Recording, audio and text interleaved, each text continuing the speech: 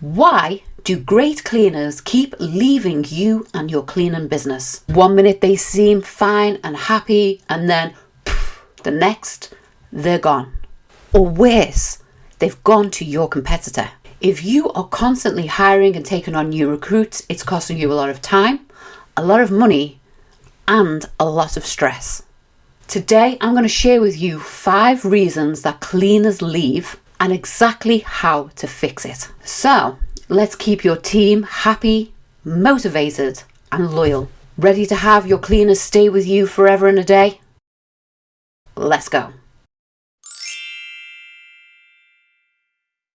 Reason 1. They don't feel valued. If your cleaners feel that they are just another name on a spreadsheet or on a rota, they will start to look elsewhere. People don't leave jobs, they leave.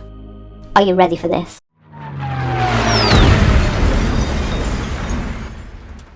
Bad managers, bad processes and systems, and a poor business structure. Action step 1.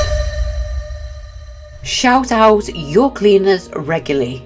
Maybe give them a little gift. Even dropping a text to say, "Thank you, Betty, you did a wonderful job for Mr. Jones," goes a long way. So with my cleaners, we have a private Facebook group. When a client sends through a text message or an email saying Betty did a great job, I put that straight on the Facebook group so Betty can be acknowledged in front of all of her peers.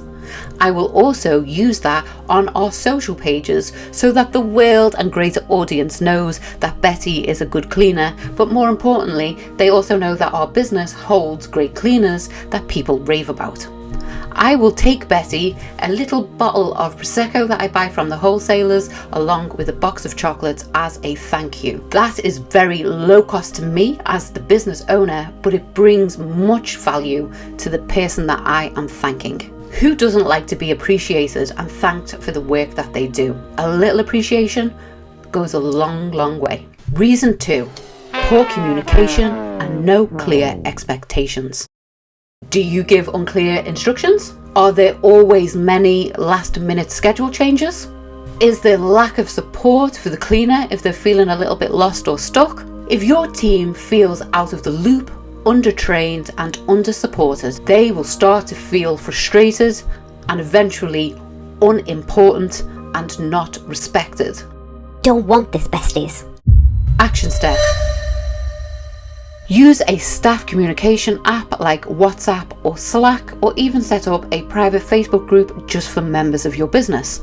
Set clear job descriptions and expectations of the role. Avoid last-minute schedules and cleaning changes where possible, and always have a plan B when you do take on a new clean. And have a training and onboarding system set up so that your new hires and existing staff feel confident, competent and supported in all that they do. Reason 3, no growth or progression. Nobody want to feel like they're stuck in a dead-end job. One of the reasons that cleaners sometimes join the industry in the first place is they do it as a stopgap in between other jobs, because sometimes cleaning is not seen as a full-time or ongoing career. It's seen as something that you do in between careers. So we need to make sure that our cleaners and our team can see that there is growth and progression available within our business to become a supervisor, to become a team leader, to become a manager, to work in the office. There must be routes for you to be able to grow your team, to be able to keep your best cleaners on a long-term basis. Action step. Offer small promotions, maybe even a small wage increase that will separate them from their peers and give them the psychological feeling that they have stepped up a rung on the ladder. You can also offer extra training and skill-based pay increases. If you are thinking about diversifying into a different market, let's say hoarders cleans for example, you could send that cleaner on the training.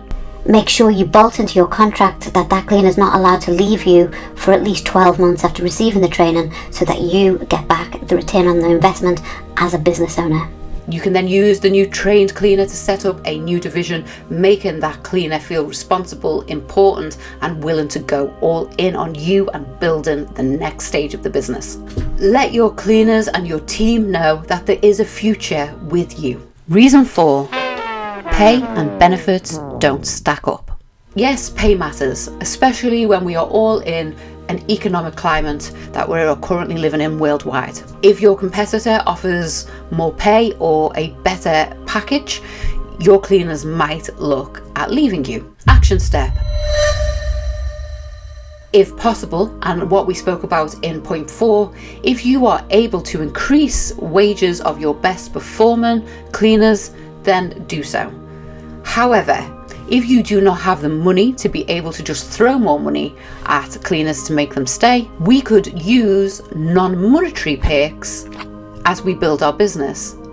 These will be such things as flexible time off, flexible hours, paid training, or employee discounts on products or services. And there are many companies out there such as Pickbox that do different packages for business that can make the difference between making employees stay or look for greener grass. Reason 5, toxic clients or a work environment. Nobody wants to work for a business where there are bitchy and toxic staff team members, where there are aggressive and shouting, demanding clients, and where there is no structure. Nobody wants to feel disrespected or belittled in the workplace. One of the absolute biggest mistakes I've made in my business to date was not getting rid of a person immediately as soon as they started upsetting the members of my team. When I took on this person, they started off well, but eventually they rubbed up my domestic manager, my office manager, they rubbed up my supervisors, and they also rubbed up many of my cleaners. And it just rocked the boat in a way that just didn't need to be rocked. It turned my office into a fun and productive place to one where people were on eggshells and not feeling very good about the working environment. That taught me an awful lot about making sure you have the right people in place in the right departments, and that there's also a personality fit as well as a skill fit. Action step. Have an absolutely zero tolerance policy on clients being rude, disrespectful, shouting at, belittling, or any other nastiness towards your cleaners. Also, have a non-tolerant event for your cleaners playing he said, she said, you said, they said, or getting involved in any gossiping. As soon as you see it raise its ugly head, shut that down. The aim is to create a positive work environment where your staff and all your team members feel respected, important, trained, and supported. So if we want to stop losing cleaners and build a motivated, reliable, and loyal team, we are going to show appreciation and shout them out when they do good work. We are going to communicate clearly what it is we want and what our expectations as the business owner. We are going to create growth opportunities as our business grows to bring the people that have been loyal and supportive with us on the journey up. We are going to review our pay and our perks packages and see if there's any way, either with money or without money, that we can grow our package to make our cleaners feel more respected and loved to stay with us long term. And finally, we are going to protect our team from toxic clients and working in a toxic environment with gossipy teammates. Which of these reasons that we've spoke about today would you say would be the biggest reason that you have lost cleaners in the past? Or do you think that there's another reason why cleaners will leave a cleaning business? Please drop them in the comments and let's all share our knowledge so that we can build loyal and happy teams together. Please see this video or this video that YouTube thinks that you will enjoy next. Thank you so much for being here. I'm going to be back here next Wednesday with a brand new video. Until then, you stay sparkling. Bye bye.